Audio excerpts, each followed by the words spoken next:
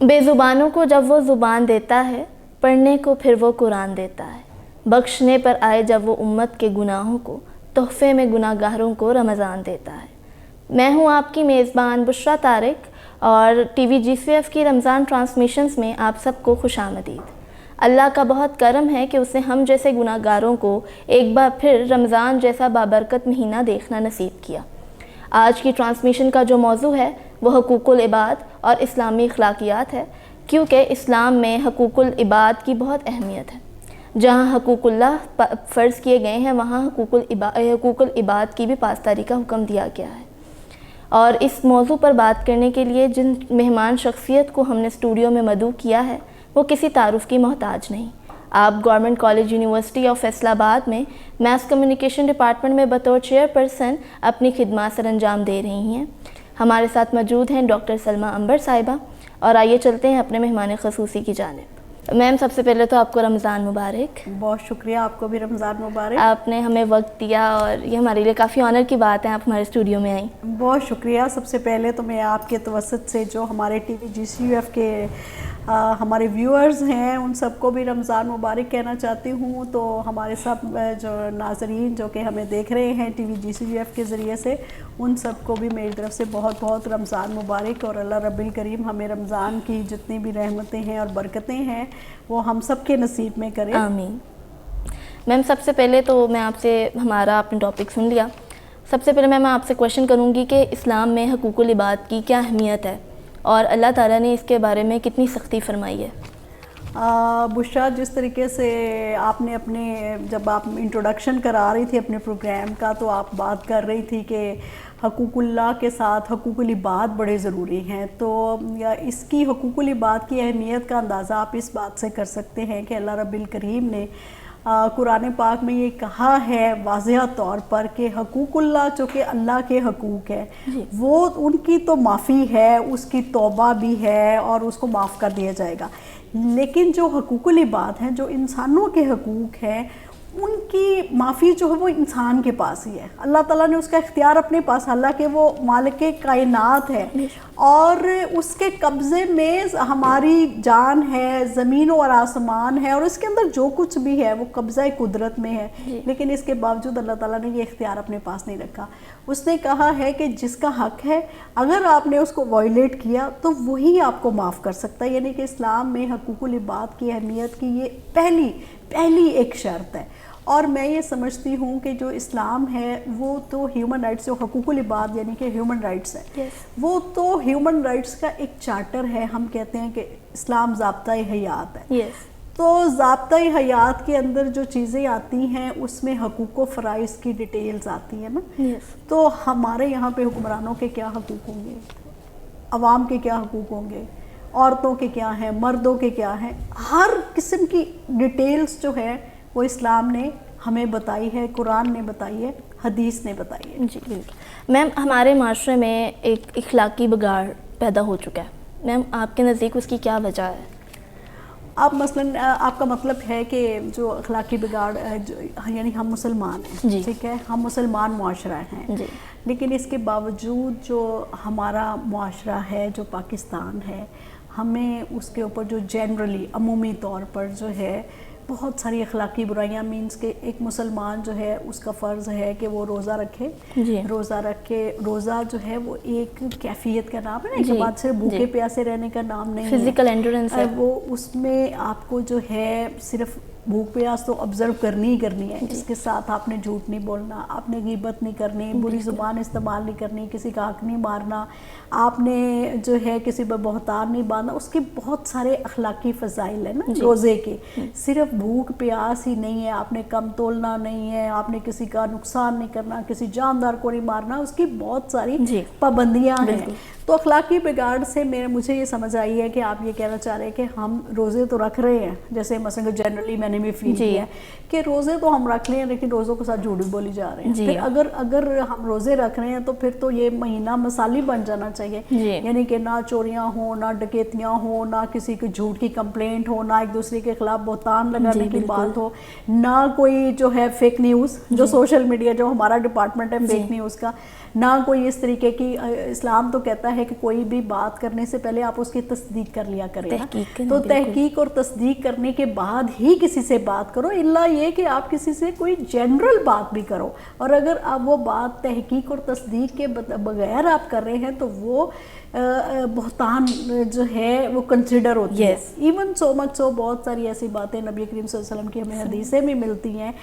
کہ ایسی پازیٹیو باتیں جن کا مطلب پازیٹیو ہی تھا، اس کو نبی کریم صلی اللہ علیہ وسلم کے حوالے سے کہا تو انہوں نے کہا کہ اگرچہ یہ باتیں جو ہیں مثلا کہ بالکل اسی طریقے سے اخلاقیات پر مبنی ہیں، لیکن بغیر کسی کی اجازت کے، بغیر اس کے کہے آپ نے کسی کے ساتھ اس کو منسوب کیا تو بھی آپ غیر اخلاقی کام کرتے ہیں، آپ اخلاقیات کو وائلیٹ کرنے کے اس کے مرتکب ہوتے ہیں. ٹھیک ہے، تو اخلاقی بگاڑ جو آپ کہہ رہی ہیں کہ ہمارے معاشرے میں آیا ہے کہ لوگ روزے بھی رکھ رہے ہیں، نماز بھی پڑھ رہے ہیں، لیکن اس کے باوجود ہمارے معاشرے کے اندر ہر طرح رشوت بھی ہے، بددیانتی بھی ہے، جھوٹ بھی ہے، منافقت بھی ہے، ایک دوسرے کا حق مارنے کے واقعات بھی ہو رہے ہیں، چوری ڈکیتی بھی ہو رہی ہے. تو یہ مثلاً کہ کنٹراسٹ چیزیں ہو رہی ہیں.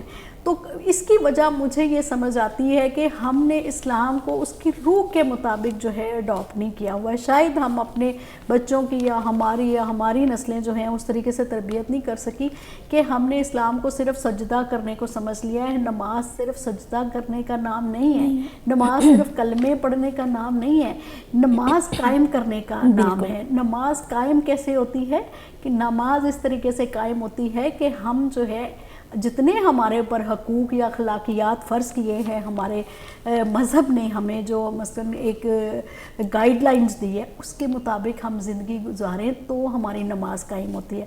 مثلا کہ نمازی انسان جو ہے وہ کیا کرتا ہے، وہ وقت کی پابندی کرتا ہے، جبکہ وہاں پہ وقت کی پابندی کا کوئی کانسیپٹ ہی نہیں ہے. حکمران نہیں کرتے، کوئی بھی نہیں کرتا کہ کوئی ٹائم دے کے لوگ لیٹ آتے ہیں.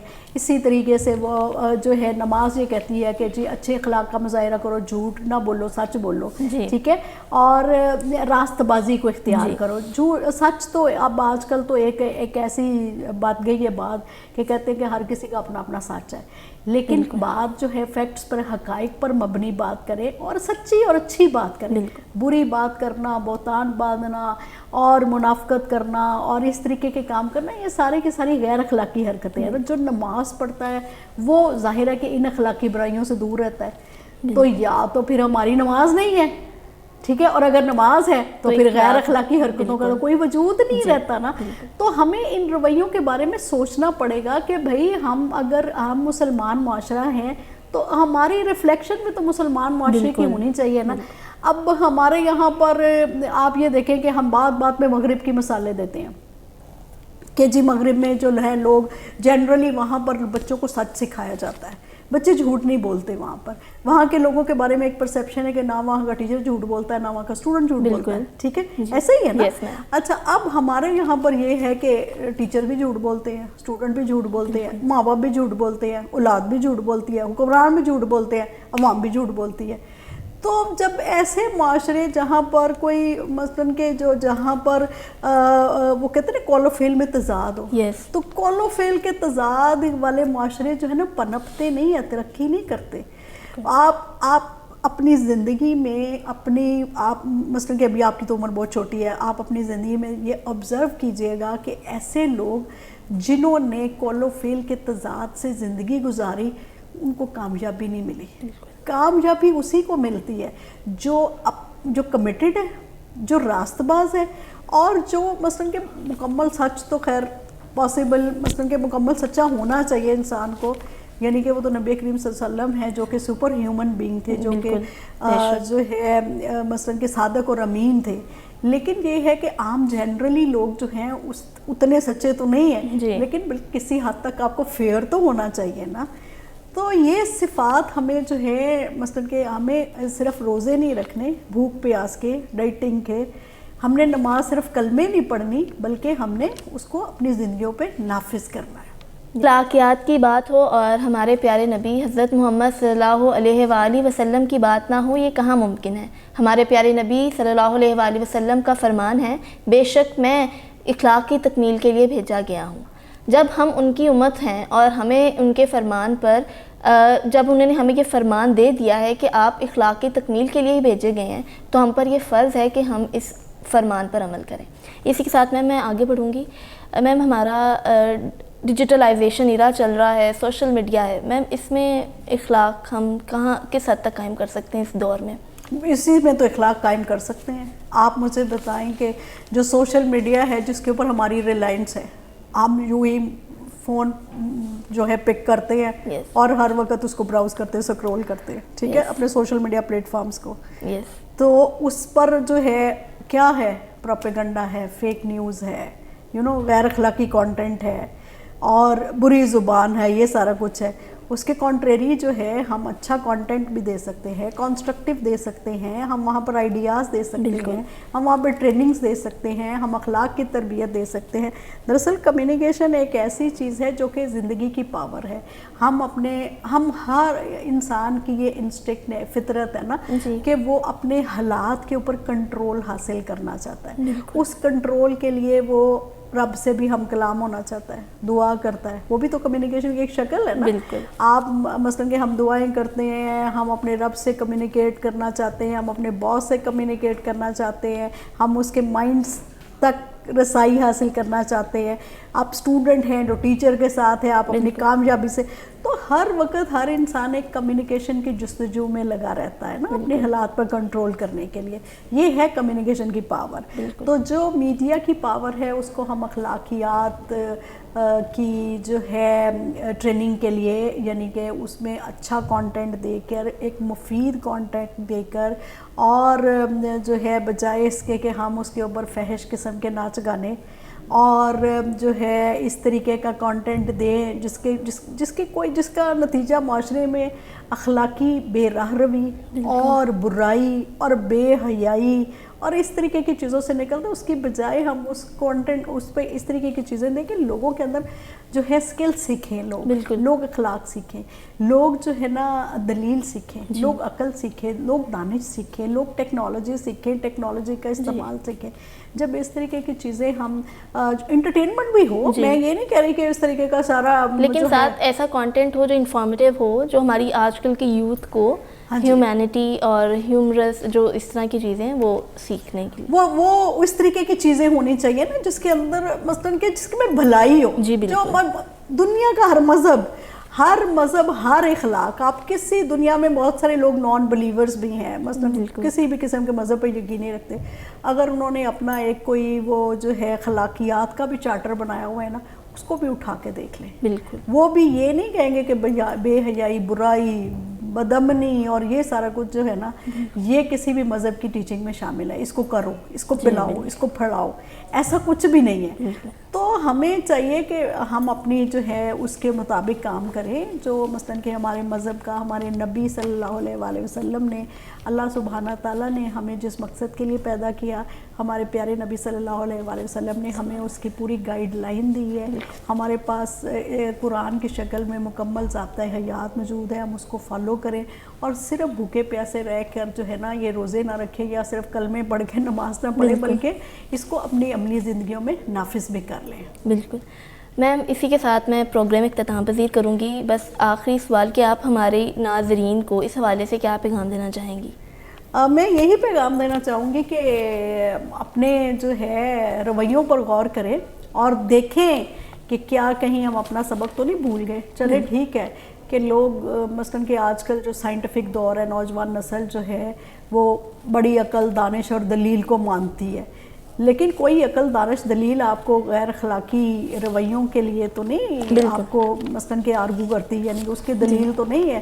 ہر کوئی آپ سے یہی کہتا ہے کہ پیس ہو، ہارمنی ہو، کوالٹی آف لائف ہو، سچ ہو، راست بازی ہو، جسٹس ہو، جی بالکل. ٹھیک ہے. اور ہیومن رائٹس، پوری دنیا ہیومن رائٹس کی بات کرتی ہے تو ہم بھی ہیومن رائٹس، اسلام بھی ہیومن رائٹس کی بات کرتا بالکل. ہے. تو اسلام کو اپنی زندگیوں میں نافذ کریں. بہت شکریہ میم آپ کا. تو جی ناظرین، ہمارے ساتھ موجود تھیں ڈاکٹر سلمیٰ عنبر صاحبہ، اور میں امید کرتی ہوں کہ ہمیں ان سے بہت کچھ سیکھنے کو ملا ہوگا، اور میں دعا گو ہوں اللہ ہمیں اس پر عمل کرنے کی توفیق عطا کرے. اسی کے ساتھ دیجیے مجھے اجازت. اللہ حافظ.